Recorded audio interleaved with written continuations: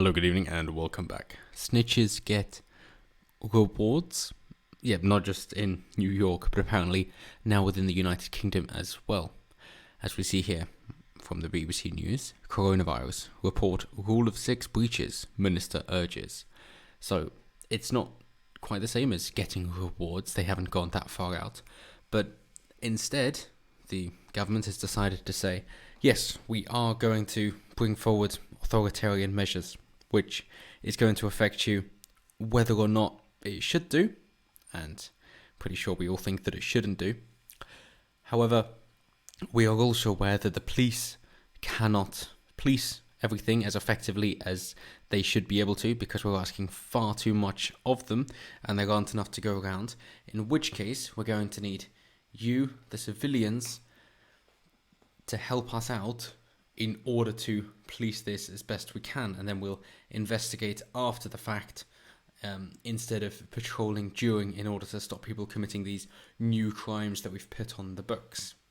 There don't seem to be any rewards for doing this yet, but nonetheless, people are being verbally encouraged to be secret informants on their neighbours for the good of the state, the greater good, if you will.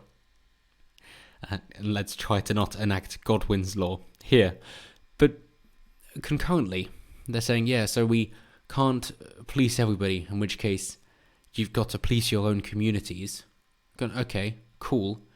So does that also mean we should have an idea of what the laws should be and the morality of which we wish to police and enforce, and the ethics and culture which are fruitful and we wish to decide to reinforce within our communities? No, you can't. No, not at all. You do not get any of the responsibility, but you do get all of the accountability. That is it. You do not get to decide what you enforce. You just get to decide that you should enforce. Not much of a decision. And then you might be thinking, well, hey, then we should have voted for somebody else. It's like, yeah. We should have voted for a conservative government that would have allowed individual freedom. Hang on. We did vote for a conservative government that is supposed to allow individual freedom. Well, this didn't really work out, did it? And this is what we're left with. So, great job. But there is a particular statistic which I think will be of great interest, which we'll get to very soon, of the amount of people who have not paid their fines and will be liable to prosecution.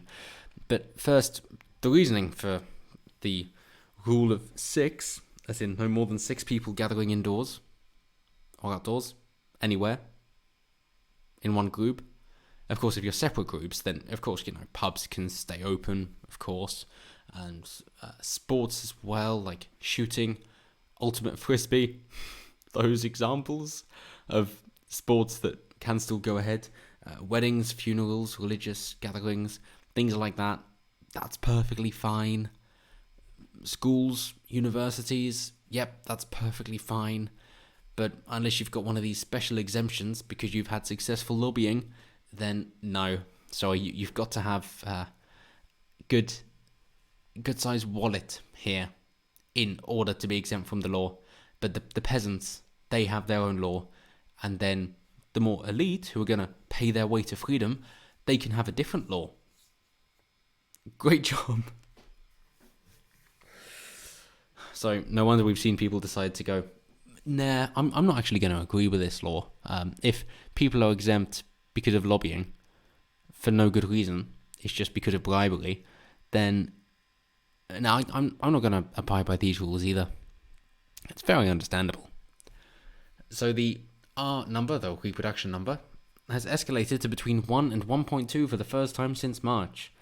Yes, that means that each person would infect between 1 and 1.2 people, which means it is growing instead of decreasing. Does that matter? No. There were 2,500 confirmed cases of COVID on Monday, which doesn't matter. What matters is deaths. So 9 more deaths were reported within 28 days of a positive test. And it's nice how they've changed the phrasing here. Not that they've died of the Wu flu, but instead they've died within 28 days of having a positive test. Who knows any other details about them. If they had other comorbidities, the average being 2.8. If they were already beyond the life expectancy in the UK, like the majority of them are, no, just 9 more deaths. Whether or not it was the Wu flu that took them out. But that's the number that matters, not the number of cases. Otherwise, if you care about the number of cases, then you should also compare it to the number that recovered. In which case, you would have an idea. Okay, well, okay, it's not a problem. Good to know. But as we see that they're saying, oh yeah, call 101 in order to report people. And you think, well, why? And then you scroll down and you see their graph of the amount of people that have now got it again because there's a second wave. It's like, wow, hang on, you're saying that a lockdown didn't work because you were so concerned with making sure the NHS wasn't too over-encumbered, and yet that never happened, never got anywhere near that, and now that you're trying to lift restrictions, it's jumping back up again, as in you can't avoid this, and instead it's endemic, and there are already 7 different strains, and it mutates rapidly, in which case vaccinations will be ineffective anyway.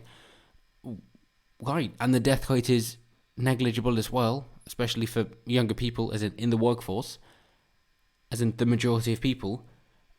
Wow, well this doesn't seem to be an issue whatsoever. How's about we just say, if you don't want to get ill, stay in your little bubble, and otherwise, if you're happy to take the risk, go for it. Wouldn't that make more sense? Just more and more proof of it, again and again and again and again.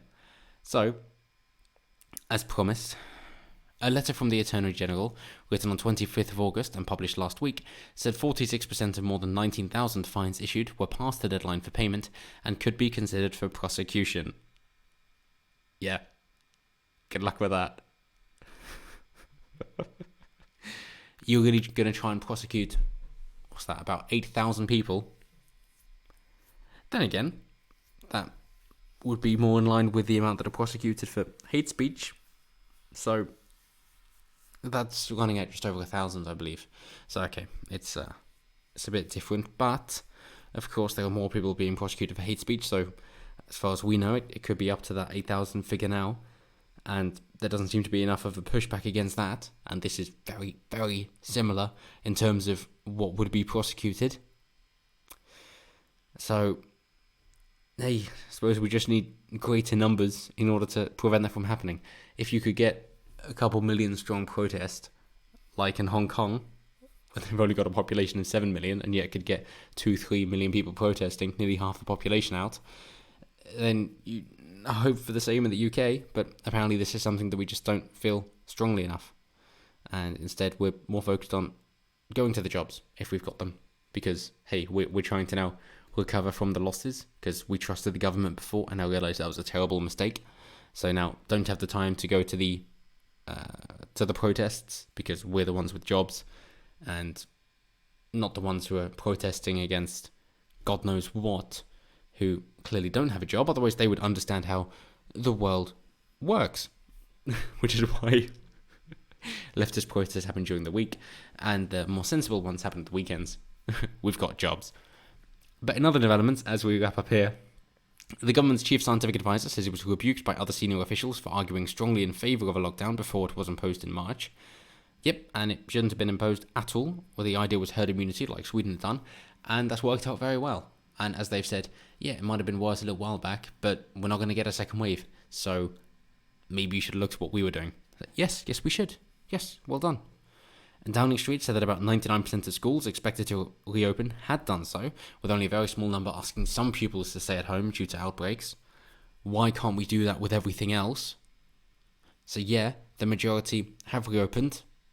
Majority of people are going outside. If people wish to stay inside, then they can. If it's working for schools, why the fuck is it not working for other things? Oh, indoctrination is more important. Got it. Great job. Because if you're trying to hide the truth, you got to make sure you indoctrinate the next generation. Understood. Brilliant. Nothing to do with science or keeping people healthy. Not at all. A new antibody treatment is to be trialled on COVID-19 patients in UK hospitals. Jolly good. Is it necessary? Maybe. Are there more vital things to be focused on from a health perspective? Yeah. The whole idea of cancer research and coronary heart disease prevention and research for cure into that would probably be more beneficial. But hey, there might be a breakthrough in something which helps with something else. So why not? And then a ban on household visits affecting 1.75 million people in Glasgow and the west of Scotland is to be extended for another week. Nicola Sturgeon just can't get enough of it. And if you're wondering about how male and female leaders compare to each other for the lockdown, check out the Glass Blind Spot. Link in description. A British Medical Association survey of 8,000 doctors and medical students suggested a second peak of COVID-19 was their number one concern. Yep, and it's going to happen no matter what you do, unless you kill off everybody by them starving to death because nobody can work and get food. Otherwise, that's going to happen. And Wetherspoon insisted its venues were safe after it confirmed 66 of its workers had tested positive for coronavirus. Yep, and the advantage there is that the clientele would mainly be students and young people, in which case they're not at risk anyway. So you're playing a winning game, Wetherspoon. Keep on going. Go on, Tim Martin. Good job. But as always, let me know what you guys think down below. If you think there was actually any sound reasoning for the idea of no more than 6 people gathering together, and then trying to report these people, because then they got their £100 fines, which doubles up to 3,200. How do you think the prosecution is going to go against the 8,000 odd people that are now liable for prosecution, and how this all adds up compared to the schools reopening for the vast majority of people, except that negligible amount, that have decided or been asked to stay at home because of their own specific circumstances, instead of deciding that the other 99% can't come in either, and how that all adds up. So let me know what you guys think down below. And as always, until next time, have a good one.